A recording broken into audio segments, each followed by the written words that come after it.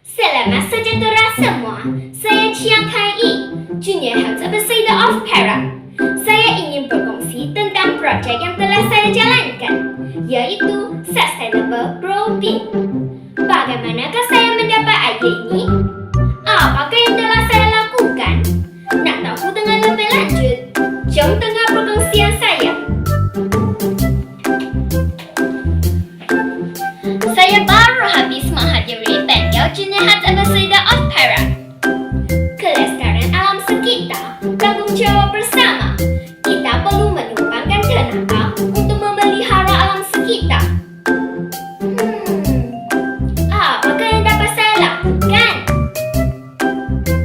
Saya amat tertarik dengan konsep kebun bandar yang juga merupakan salah satu amalan manfaat.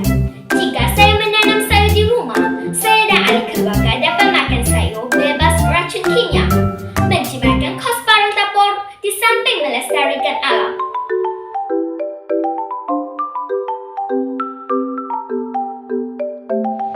Persoalannya, macam mana saya nak mula?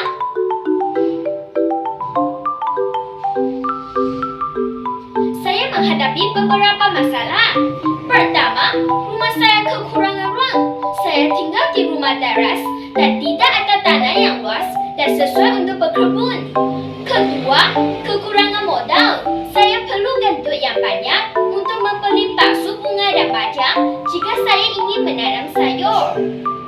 Pak kata pepatah, hendak seribu daya, tak hendak seribu dalih.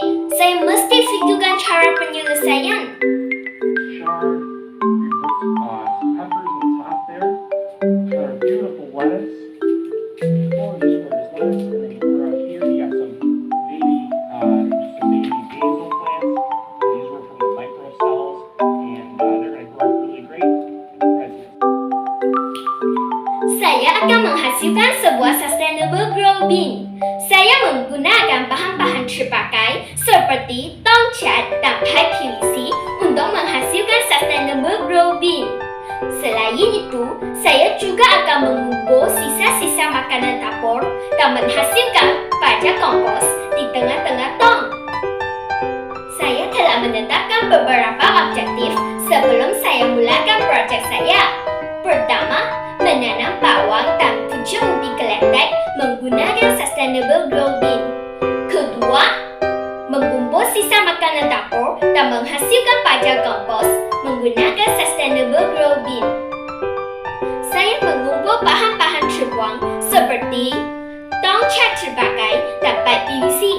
Selain itu, saya juga perlukan gergaji, mesin gerudi, pita ukur, jaring hitam pertanian, tanah, bawang, dan keratan batang ubi geletek. Jumlah kos untuk projek ini adalah sebanyak RM20.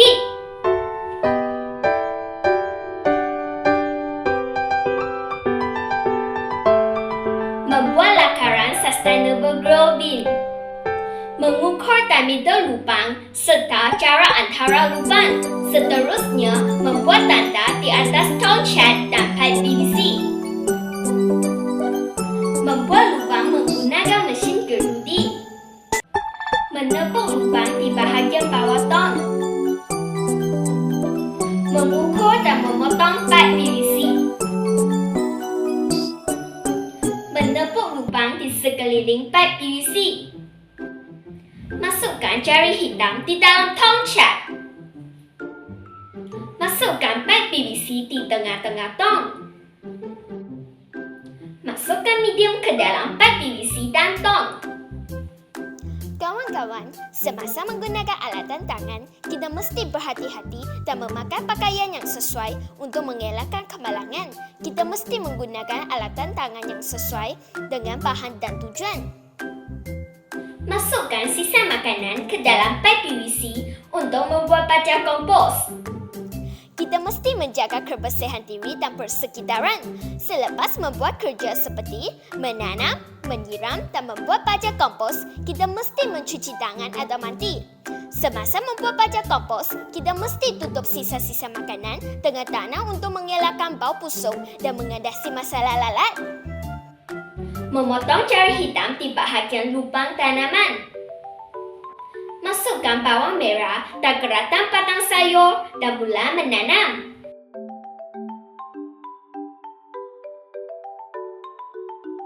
Projek ini dijalankan sepanjang 5 minggu. Minggu pertama, saya menyediakan Sustainable Grow Bin. Minggu kedua, saya mula membuat baja kompos dan menanam.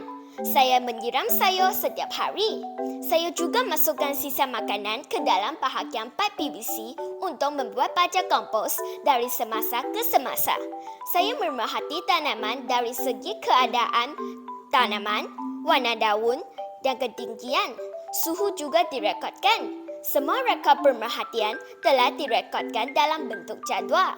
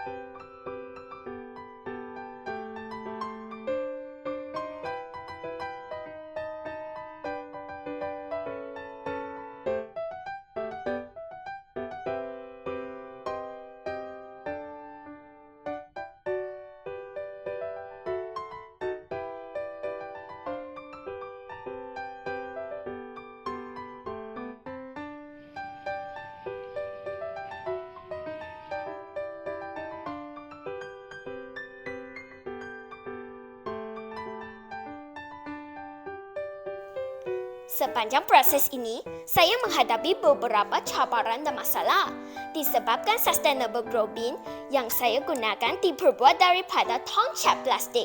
Saya risau bahawa bahan plastik tidak selamat digunakan untuk tujuan penanaman sayur-sayuran. Oleh itu, saya dan guru pembimbing telah mencari maklumat tentang isu ini. Kami mengenali tentang maksud kod plastik. Oleh itu, saya telah menggunakan tong yang mempunyai kod plastik 2 dan 5 di mana plastik ini adalah lebih selamat, keras dan tahan panas. Kedua, saya mendapati bahawa semua bawang merah dapat tumbuh dengan baik di dalam Sustainable Grow Bin. Manakala terdapat beberapa pucuk ubi geletek yang layu selepas ditanam di dalam Sustainable Grow Bin.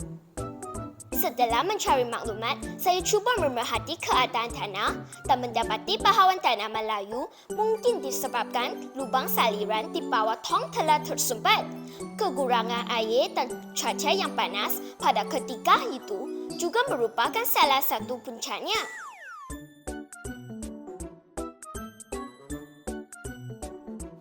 Selepas membuat refleksi, saya ingin membuat penambahbaikan dan menambah konsep pengayuran kendiri di dalam Sustainable Grow Bin, di mana air dari bahagian bawah akan naik ke bahagian medium melalui bahan yang boleh menyerap air seperti benang dan tempurung kelapa sawit.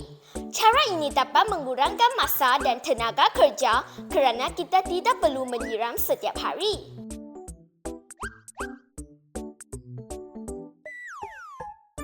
Projek ini mendatangkan beberapa impak positif. Pertama, konsep 3A dapat diamalkan. Saya dapat memanfaatkan bahan terpakai serta menjadikannya produk yang berlainan fungsi dan seterusnya mempraktikkan kita semula dalam kehidupan. Kedua, baja kompos yang dibuat daripada sisa makanan secara tidak langsung dapat mengurangkan masalah pembuangan sampah dan mengurangkan kos di samping menjamin kesihatan kita. Ketiga, konsep kebun bandar dapat direalisasikan. Walaupun kawasan rumah terlihat, kita masih boleh bercocok tanam menggunakan Sustainable Grow Bin. Saya telah memperkenalkan Sustainable Grow Bin kepada saudara mara serta rakan-rakan saya. Makcik saya amat tertarik dengan produk ini dan ingin membeli Sustainable Grow Bin daripada saya. Saya bercadang untuk menerima tambahan dan menjual Sustainable Grow Bin. Saya dapat mempraktikkan budaya keusahawanan di samping menggalakkan orang ramai untuk bercocok tanam di kawasan rumah. Keempat, kelestarian alam sekitar dapat dijaga. Projek ini dapat meningkatkan kesedaran orang ramai tentang tanggungjawab masing-masing dalam aspek menjaga alam sekitar. Jom berkebun di rumah menggunakan Sustainable Grow Bin. Badan yang sihat datangnya daripada makanan yang sihat. Sayur-sayuran mengandungi sumber nutrien yang banyak, termasuklah kalium, serat, vitamin A, E dan C. Nutrien dalam sayur-sayuran amat penting untuk kesihatan kita. Jom tanam sayur sendiri. Demikianlah perkongsian saya. Sepanjang proses ini, saya menimba berbagai ilmu dan mendapat pendedahan yang baharu. Saya ingin mengambil kesempatan ini untuk merakamkan setinggi-tinggi penghargaan kepada berbagai pihak yang memberi sokongan kepada saya untuk menjayakan projek ini. Termasuklah Dr. Nur Saidato yang banyak memberi ilmu kepada kami, pegawai-pegawai JPM Perak yang dikasihi Puan Aini, Puan Ku dan Encik Lukman, guru besar sekolah saya, guru pembimbing saya, ahli keluarga serta semua pihak yang telah memberi sokongan dan tunjuk ajar kepada saya. Sekian terima kasih.